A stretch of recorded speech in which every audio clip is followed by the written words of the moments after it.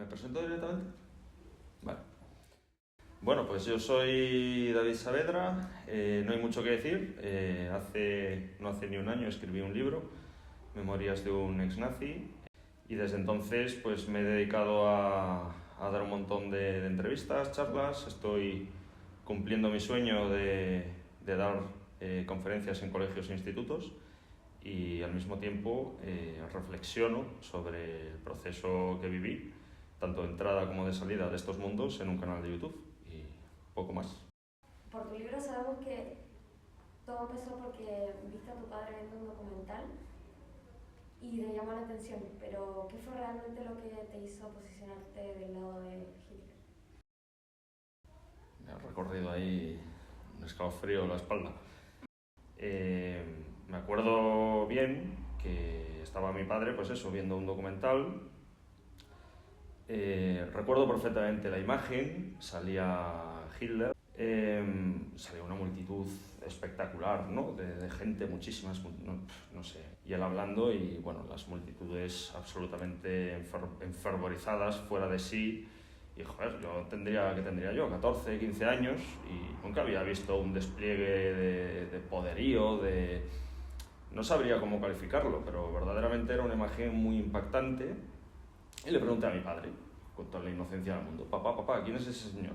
Claro, la respuesta de mi padre, que no ayudó demasiado, fue la de: eso es un loco. Hostia, pues yo quiero estar así de loco y que la gente me siga de esa forma. Pero algo se me quedó ahí en la cabecita, run.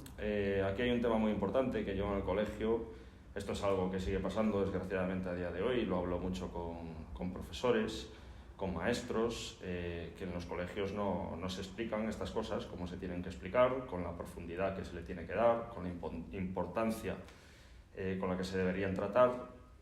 Y yo no recuerdo, o sea, no tengo registros de memoria de haber dado la cuestión del fascismo, del nacionalsocialismo en clase, ¿no? Entonces empecé a investigar por mi cuenta, y seguramente de primeras o en una fase muy temprana lo que empecé a abrir por allí por internet eran ya textos fascistas, nacionalsocialistas, que defendían abiertamente la figura de Adolf Hitler como alguien, bueno, completamente contrario a lo que se dice, ¿no?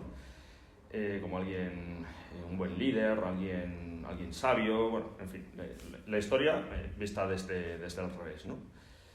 Y esos argumentos, esa forma de, bueno, esos textos, esos primeros libros que pasaron por mis manos me eran, sinceramente, muy atractivos, ¿no? No solo por lo que leía en ellos, sino por esa imagen, esa realidad que era, pues, de ir yo un poco contracorriente a la opinión de todo el mundo, ¿no? Todo el mundo me decía: pero ¿cómo puedes estar leyendo eso? Pero si era un asesino, si era un bárbaro, un salvaje, ¿no? Y yo hago mucho referencia de un libro que tengo por casa que se llama Historia de los vencidos, que el título ya resume a la perfección estos temas. Es como que tú con tus 15, 16 años de golpe te encuentras pues algo que la gente no ve, pero tú sí, ¿no? Y eso pues te hace sentirte súper especial, súper listo, como tocado por algún tipo de poder invisible que te ha elegido para defender una determinada idea. Y a partir de ahí ya es simplemente leer, investigar, hablar con más gente. Como una madriguera en la que te vas metiendo cada vez más profundo, y cuando te quieres dar cuenta es imposible separarte a ti de ese tipo de ideas.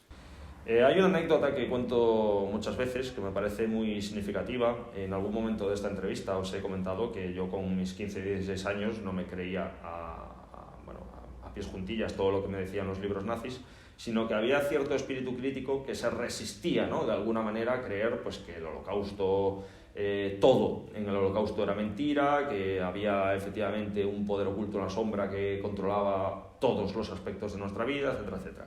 En ese momento nosotros estábamos constituidos como un grupo que se llamaba Resistencia Aria, que teníamos una página web que, bueno, llegó a ser, la verdad es que lo decíamos con mucho orgullo en aquel entonces, la segunda web española de contenido nacionalsocialista más visitada, que es un logro para ser 6 o 7 que éramos. Y hubo un periódico, La Voz de Galicia, que es, bueno, a nivel regional, a nivel gallego, pues un equivalente al País o El Mundo, o sea, un diario grande, ¿vale? Que sacó un artículo sobre nosotros, sobre resistencia aérea, a todo color, de 6 o 7 páginas, o sea, un artículo grande, extenso. Bueno, pues el artículo decía que éramos cientos de skinheads súper peligrosos fichados por la policía, que teníamos tratos con el Ku Klux Klan norteamericano, que nos financiábamos con tráfico de drogas, con prostitución, con tráfico de armas, o sea, 6 páginas a todo color donde no había ni una verdad, o sea, todo mentira, todo mentira. Y el que intentaba meterme en la cabeza, o no meterme en la cabeza o comerme en la cabeza, él a sí mismo pensaba que me estaba haciendo un favor y me estaba liberando. Me dijo, si mienten sobre esto, o sea, sobre nosotros, que no somos nadie, que somos 7 pardillos, además utilizó esa palabra, pardillos, imagínate sobre temas verdaderamente importantes, sobre las guerras, sobre las crisis, sobre el holocausto. Claro, ahí, o sea, es que mi mente dijo, vale, es que lo tenía delante, o sea, es que es verdad. Efectivamente, he estado buscando ese artículo, no di con él, era verdad lo que me estaba diciendo. Efectivamente, nosotros no éramos nadie y el periódico más importante que había en Galicia sacaba un reportaje a 7 páginas de mentiras, todo mentira. Entonces, a partir de ahí, fue como que los últimos diques que me mantenían aquí en este plano de la realidad hicieron plof. Y ya, a partir de ahí estoy seguro de que eso fue un punto de inflexión. Otra cosa que mencionas en tu libro es que hace tus 20 años te surgen esas ganas de hacer algo más que solamente estar en internet y decides empezar a hacer pintadas con tu amigo David y se llama División 88. ¿Cómo fue para ti ese primer contacto con, si es que se puede llamar así, el activismo? De 1945, el final de la Segunda Guerra Mundial para aquí, es como que la judería internacional, que es ese gran enemigo que controla el mundo, ha ganado la guerra, no tiene a nadie que le haga sombra y tienen vía libre para imponer una agenda global de dominación, ¿no? El famoso nuevo orden mundial. Entonces es como que ahora, claro, me da hasta un poco de vergüenza hablarlo porque ahora tengo 40 años, pero cuando tienes, insisto, 15, 16, 14 o incluso los he conocido que empezaron con 12, todo encaja en tu cabeza a la perfección y te ves a ti mismo, pues, insisto, como alguien que ha descubierto una verdad oculta y a medida que va tomando conciencia de que estos pérfidos enemigos pretenden destruir o hacer desaparecer a los pueblos blancos de la tierra, uno siente la obligación total y absoluta de hacer algo para detenerlo, ¿no? para frenar, y ese es lo que empuja a uno hacia el activismo. Claro, yo en la ciudad donde vivía entonces, en Pontevedra, allí no había nazis y conseguí comerle la cabeza a un chaval que aún por encima era mayor que yo. Ahí es cuando ya empezaba a darme cuenta que tenía cierta labia, de que se me daba bien hablar y convencer y bueno, pues le presenté así un poco el mundo tal y como yo lo veía, ¿no? Y le motivé, conseguí sacarle de dentro la motivación suficiente para hacer activismo conmigo. Efectivamente, ese primer grupito, que tendría yo en ese momento 15 y medio, tirando a 16 años, se llamó División 88. Todos estos nombres, si echáis un vistazo a la actualidad y demás, siempre son iguales. O sea, son nombres así muy de guerra, de épico, de batallas, ¿no? 88 es, el 8 es la octava letra del abecedario, la H, entonces HH, Heil Hitler, ¿no? Y sí, ahí fue donde pues di esos primeros pasos. Claro, ¿cómo lucho yo contra la judería internacional, ¿no? Pues por medio de la propaganda. Lo primero que había que hacer era hacer acciones de propaganda para darnos a conocer, para llamar la atención de otros camaradas que estuvieran por ahí desperdigados y no tuvieran dónde actuar, y a partir de ahí generar un grupo más grande y ir aspirando a cosillas más importantes, ¿no? Entonces, pues sí, las primeras cosas que hicimos eran pintadas por allí por Pontevedra, aprendes a soltarte, le pierdes el miedo, porque al principio hacer una pintada por ahí es como que me va a pillar la policía o cosas así, ¿no? Al principio haces esvásticas ahí que nadie te vea, luego ya vas poniendo frases, pintadas ya más elaboradas, luego das el paso a pegatinas. Todo esto a medida que vas leyendo, investigando, cultivándote, pues ya das el salto a... Suele ser siempre igual, este orden. Hacer un fanzine, una revista, una publicación, luego ya das el salto a la web, al final acabas alquilando un local por ahí. Si ya os habéis juntado muchos y tenéis capacidad económica para ello, montar un negocio para poder autofinanciarse, y así, escalando, efectivamente llega un punto que tocas techo, que ya no puedes pasar de ahí, pero culpas de eso al sistema, ¿no? El sistema, siempre está el sistema por ahí, nunca sabes verdaderamente dónde acaba. Hablas también de varias conspiraciones que se creían dentro de la burbuja, como el Holocuento, los ovnis de Hitler, etc. ¿Nos podías explicar un poco sobre estas conspiraciones? Los primeros libros que cayeron en mis manos eran de autores de Joaquín Bochaca, David Cole, Robert Forison, etcétera, etcétera, que bueno, presentaban a sí mismos como historiadores, pero que negaban el Holocausto, ¿no? El Holocausto le llamaban Holocuento y se presentaba como el mayor negocio / farsa de toda la humanidad, ¿no? ¿Por qué se podría inventar alguien la cuestión del Holocausto? Pues para asegurarse de que ninguna generación futura se aproximase o se sintiese atraída por el nacionalsocialismo. O sea, de modo que si tú dices me interesa Hitler, la contrarréplica inmediata dentro de la sociedad sea, pero ¿cómo te puede interesar Hitler si fue un asesino y mató a 6 millones de judíos, ¿no? Entonces es como que el Holocausto se utiliza para amordazar cualquier intento de las generaciones futuras de acercarse a este tipo de ideas. Con todo esto me he tomado tantas molestias en explicar esto para que veáis que es un discurso muy elaborado, que si te pilla sin una formación o bueno, pues un punto de partida sólido, cuela a la perfección, ¿no? Una anécdota, un recuerdo que tengo en la cabeza que representa muy bien esto que os estoy diciendo. Un momento, claro, imaginaos cómo viven esto mis padres, ¿no? Pues lo ven como que están perdiendo a su hijo y no pueden hacer absolutamente nada, porque no es que me esté metiendo en las drogas o me esté metiendo... Es algo invisible, ¿no? Que simplemente me está transformando por dentro y no lo ven, no lo tocan, no pueden percibirlo, no saben... Es una impotencia, o tiene que ser una impotencia brutal, ¿no? Y me acuerdo de una vez mi madre llorando, con los ojos llenos de lágrimas, que me sentó en el sofá. Es que no se me olvidará, me decía, ay Daviciño, pero ¿por qué no dejas de ser nazi? Me decía. Claro, yo pensaba, que ¿por qué no dejo de ser nazi? O sea, claro, mi mente no entendía eso, era como si me dijese que ¿por qué no dejo de tener los ojos azules? O ¿por qué no dejo de no sé. En tu libro hay una foto de ti junto a Pedro Varela y José Luis Pérez Riesco. ¿Crees que actualmente hay partidos políticos con ideologías que encajen con el nacionalsocialismo? Actualmente hay partidos políticos que encajen con el nacionalsocialismo, no, porque los prohibirían. Que esto es una cuestión muy interesante. Actualmente por ley no se puede constituir un partido, o sea, no, a ver, puedes camuflarlo de alguna manera y de hecho hay asociaciones culturales legales registradas, ¿no? En el registro nacional de asociaciones culturales que son nazis, pero están camufladas, ¿no? No son, o sea, evidentemente pues no se llaman Asociación Nacional Socialista en Defensa de la Raza Blanca, ¿no? Evidentemente tienen otros nombres que tú lo ves, lo lees y no te llaman la atención, ¿no? Lo que sí hay a día de hoy,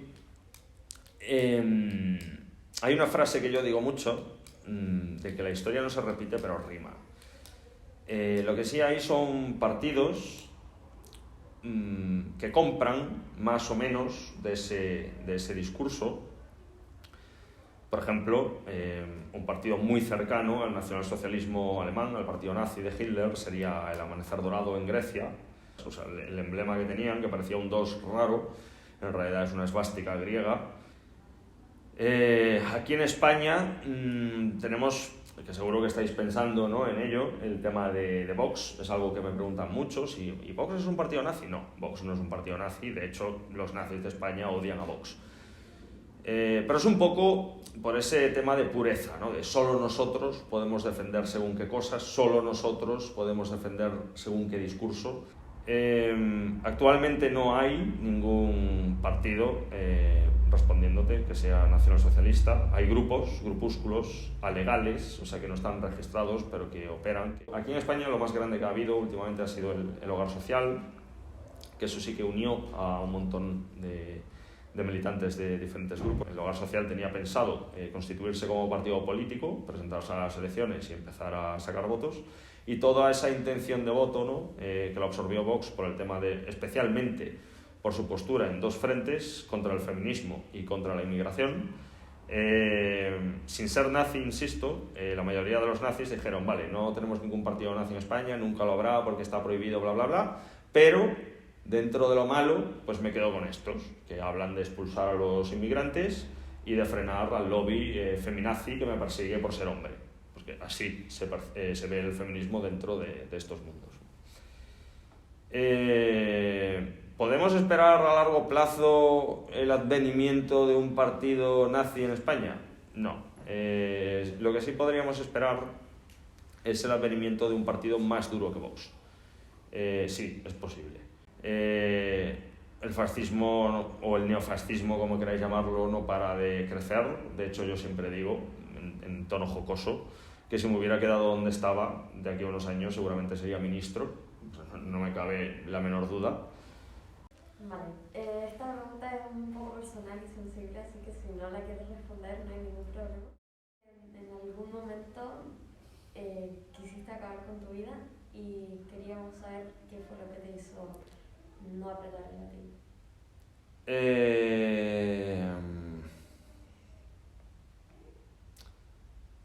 Me lo han preguntado muchas veces y tengo cierto callo, que es el que me va a permitir responderte. Si es cierto que es una pregunta, sigue siendo complicada.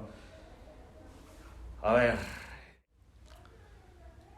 claro, tú piensas que yo con mis 15 años no me levanté un día de la cama y dije, pues ahora soy nazi. Y del mismo modo, cuando era nazi, no me levanté un día de la cama y dije, ¿cuánto llevo ya con esto? Va, venga, me he cansado ya, voy a hacer otra cosa. Esto no va así. ¿Cuál es el problema? Que cuando tú te radicalizas, no es un proceso destructivo, no se puede decir que te esté destruyendo, es un proceso, en todo caso, constructivo, pero con malos materiales. El proceso de radicalización sí es destructivo porque todo cuanto tú eres se va al carajo, literalmente. Cuando tú te desradicalizas y verdaderamente lo que se cae es esa base, ese pensamiento en burbuja, en bucle, esa simplificación constante que haces de todo, esa necesidad de buscar la conspiración debajo de cada piedra, cuando todo eso desaparece, todo lo que había encima, todo ese David ponle que empecé a iniciarme con 15 años, pues esos 20 años se cae entero, se cae en bloque, a plomo. Y eso es lo más destructivo que yo creo que puede afrontar un ser humano. O sea, a mí me han escrito psiquiatras diciéndome que me entendían y que no quieren ni imaginarse por lo que yo pasé, y ciertamente no se lo deseo a nadie. O sea, yo de hecho me dices que tengo que volver atrás y volver a vivir eso, no. Y el momento en el que de alguna manera se rompió ese escudo de firmeza, de solidez, de tal, fue una experiencia que tuve bastante cercana a la muerte. No se puede decir que viese el túnel de luz y ángeles al fondo hablándome, pero bueno, me ingresaron un momento determinado con un coágulo del tamaño de un melocotón, así de grande, aquí en la arteria pulmonar. Y bueno, el médico, pues, si habéis tenido algo grave, sabéis que nos andan por las ramas. O sea, ellos se ponen siempre en lo peor. Y ya si luego es mejor, pues mira, buena suerte. Pero a mí me dijeron que la cosa no pintaba bien, ¿vale? Y claro, es un poco por el modelo de sociedad que tenemos, que vivimos un poco de espaldas a la muerte, como si eso no existiese, como si fuésemos elfos, que vamos a vivir 5.000 años. Y en el momento que te dicen que esto se acaba, es como que algo dentro de la cabeza te hace clic. Y entonces todo cambia. Y en una de esas hay un personaje que sale en mi libro, se llama Miguel, que desgraciadamente, spoiler, no somos amigos ya. Es como que volví saliendo de ese mundo una persona tan destructiva que me cargué esa amistad. Que debió percibir esas dudas, es alguien que llevaba mucho tiempo intentando producir algún tipo de cambio en mí, y me dio un libro que no es, el libro da igual, el libro lo de menos, está relacionado con Marx, pero lo importante del gesto es que fue la primera vez en 20 años que rompí el sesgo de confirmación. Cuando yo empecé a sonar raro para estos grupos, ellos... es que fue solo introducir... ese primer libro, es que es muy... Hay que tener muy en cuenta el poder que tiene un libro. O sea, nuestra mente es un poco como un programa de ordenador y un libro es como una actualización. Pero los libros, verdaderamente estos que te dejan tocado, que te remueven, que te obligan a apretarte ahí el cerebro para comprenderlo, que te plantean retos, esos libros tienen un poder de transformación brutal. Y esto es como el dicho ese de uno no se baña 2 veces en el mismo río. Yo después de cada libro que me he leído, tanto nazi como no nazi, ya no era la misma persona. Entonces, cuando rompí ese sesgo de confirmación por primera vez, inevitablemente yo me transformé en alguien distinto a quien era hasta entonces. Y eso lo percibieron los que hasta ese momento eran mis amigos, ¿no? Y yo les sonaba raro. Evidentemente, los que eran muy amigos míos, pues no me preguntaban con curiosidad qué me pasaba, que por qué les hacía esas preguntas, porque, joder, yo sentía curiosidad por ver por qué, ¿no? Porque Hitler decía que el marxismo era esto cuando no tenía nada que ver con la realidad. Yo iba con libros de Marx detrás, que eso ya de por sí es una locura. Digo, pero mira lo que decía Marx, que no tiene nada que ver con lo que decía Hitler. Claro, a ver, era gente que me apreciaba mucho, de décadas de amistad. Y bueno, pues tenían un poco de paciencia por lo que me querían, el cariño que me tenían y tal, pero la mayoría, la gente que me conocía de poco o simplemente de activismo político, me empezó a señalar. Entre ellos hablaban, decían, mira, es que este está diciendo cosas muy raras, tal. Eso va derivando y cada vez va haciendo más violento, hasta que cuando te quieres dar cuenta estás solo, totalmente, completa y absolutamente solo. En esta etapa de vacío yo desarrollé un problema con el alcohol porque yo no quería, yo la mente que tengo súper analítica, súper reflexiva, me estaba destrozando, estaba completamente, ¿por qué? Era algo para lo que no tenía respuesta. Claro, yo no sabía que me había radicalizado, insisto, no es imposible percibirse a uno mismo como te perciben los demás. Desarrollé un tema con el alcohol porque yo no quería pensar, yo bebía para no pensar, pues al final estaba borracho siempre. Yo me levantaba, cuando me echaba a dormir y se me pasaba el pedo, me despertaba, me levantaba, me metía 4 chupitos de Jäger y me volvía a seguir durmiendo. Era como mi forma de apagar la mente. Pues cuando me dio el segundo ataque de pánico, me pilló de hecho volviendo de mi casa, había ido a ver a mis padres y estaba volviendo a Zaragoza al cuartel y había hecho un alto en León y evidentemente estaba borrachísimo esa noche. Ya estaba escribiendo el libro porque el libro empezó siendo un diario donde yo intentaba ordenar de alguna manera lo que había sido mi vida para intentar entender lo que me estaba pasando, porque seguía sin entender lo que me ocurría, porque mis amigos me habían dado la espalda, etcétera. Y ahí fue cuando me dio el segundo ataque de pánico, que ese duró 10 segundos. Es que es algo... es como morir, literalmente, pero peor.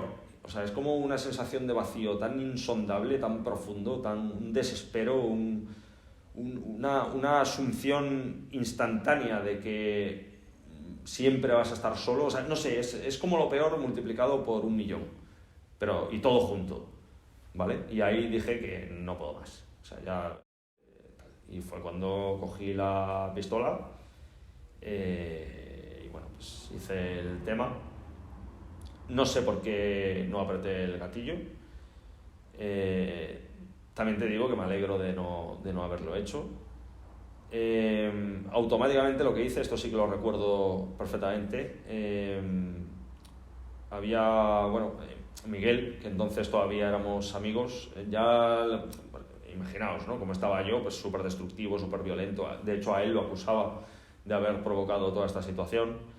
Me había recomendado que empezase a agregar en las redes sociales para seguir en la dirección de romper estos sesgos a gente que no tuviera nada que ver.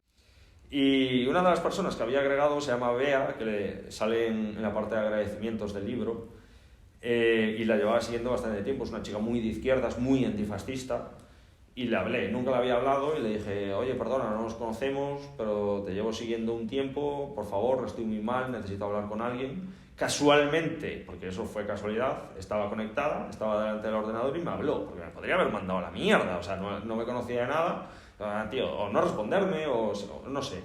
Pero sí que me habló y además me dio excelentes consejos y estuvimos hablando bastante rato y fue como lo suficiente para que yo me tranquilizase. Ya conseguí empezar a ver las cosas de otra forma, que la otra forma era pues intentar, o sea, ya asumí que mi vida se había ido a la mierda, mira, ya está, ya no tiene sentido seguir flagelándose y dándose latigazos en la espalda, intenta hacer algo bueno de esto. Fue lo que me dijo Bea. Y eso es, o sea, por eso estoy aquí sentado ahora mismo hablando con vosotros. O sea, ese consejo me salvó la vida.